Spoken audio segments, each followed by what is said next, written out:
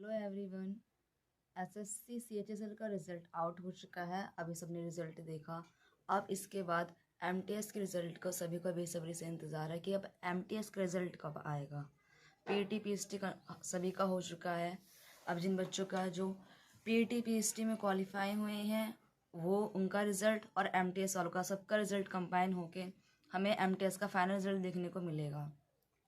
MTS का जो final result है जो बाकी यूट्यूबर्स बता रहे हैं और जो एक एसएससी का हम एक्सपेक्ट कर सकते हैं फर्स्ट वीक ऑफ मार्च या 15 मार्च से पहले पहले।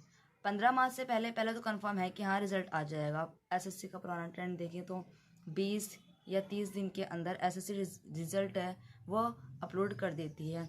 और इस साल बाकी ईयर्स के कंपैरिजन में एसएससी बहुत फास्ट काम कर रही है। आप भी देख सकते हो उसने आंसर की सीजीएल की आंसर की नेक्स्ट डे अपलोड कर दी। सीएचएस का रिजल्ट टाइम से अपलोड कर दिया है। तो कहीं ना कहीं चांसेस है कि एमटीएस का रिजल्ट है वो भी टाइम से अपलोड हो जाएगा। तो हाँ हम मान सकते हैं कि 15 मार्च से पहले पहले एमटीएस का जो फाइनल रिजल्ट है वो हमें देखने को मिल सकता है। अब काफ़ी बच्चों का प्रेशर रह रहा है कि फाइनल कट ऑफ क्या रहेगी, रिजल्ट कब आएगा, होगा या नहीं होगा। देखो अगर हो भी जाता है और नहीं भी होता है तुम करोगे क्या? मतलब तुम्हारी फाइनल ज्वाइनिंग तो जो है कि अप्रैल मई में जाके हो पाएगी फाइनल ज्वाइनिंग, जब तो ज्वाइनिंग लेटर नहीं आता। हवलदार वालों का तो ये है कि हाँ जल्दी हो जाएगा। बट जो एमटीएस वाले हैं उनको क्या है, अभी उनका जो डिपार्टमेंट है वो अलॉट होगा, उसके बाद कहीं जाके ज्वाइनिंग लेटर आएगा। तो एमटीएस वालों की ज्वाइनिंग थोड़ी लेट होगी एज़ कम्पेयर टू हवलदार वाले जो पोस्ट पे बच्चे सेलेक्ट होंगे। अब कट ऑफ बच्चे खेलना है कि कट ऑफ क्या होगी। भाई कट ऑफ का कोई कुछ नहीं कह सकता, बस एक अंदाज़ा लगा सकते हैं।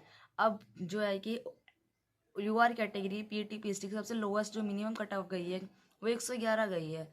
अब काफ़ी लोग कह रहे हैं कि 7-8 नंबर इंक्रीज होगी, 5-6 नंबर इंक्रीज होगी। भाई कुछ नहीं कह सकते, बहुत सारे फैक्टर्स इस पर इफेक्ट करते हैं।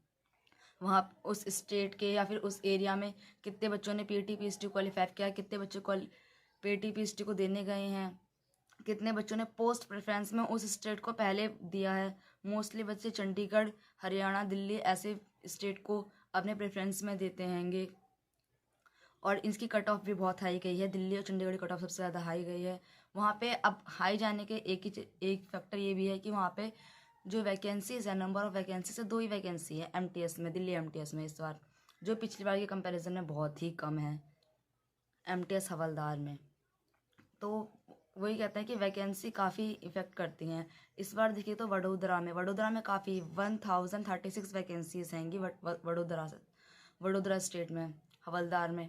तो वहाँ पे बच्चे कह रहे हैं कि हाँ कट ऑफ वहाँ पे थोड़ी कम जा सकती है। देखो कोई कुछ नहीं कर सकते, एसएससी सबकी एक्सपेक्टेशंस पे पानी फेरती हुई नज़र आती है। कोई कितनी भी एक्सपेक्टेशंस लगा ले, रैंक मित्रा कोई कितना भी कुछ बोले, भाई आरबी इवेल्यूशन की जो सीजीएल प्री की उन्होंने कट ऑफ रखी थी वो भी उसने फेल कर दिया एसएससी ने। तो वो ये कि अपनी तरफ से एक्सपेक्टेशंस लगाना बेकार है। ठीक है, अपनी पढ़ाई पे कंसंट्रेट करो। रिजल्ट आएगा तब भी आपको पढ़ाई करनी है आगे की। एक सिर्फ नॉर्मल एसएससी की जॉब पे तो आप रहने वाले नहीं हो। उससे तो सिर्फ तुम्हारा रोज का मतलब 1 महीने का गुजारा हो सकता है उसके सैलरी से, 30-32 हज़ार से। और भाई तुम कंपटीशन की तैयारी कर रहे हो तो इट डजेंट मीन कि हाँ तुम एक ही जॉब पे लगे रहोगे। तो बेटर है अपनी आगे की तैयारी करो, अपने और रिवीजन करो। आगे रेलवे का एग्ज़ाम, एसएससी के और भी एग्ज़ाम्स आने हैं।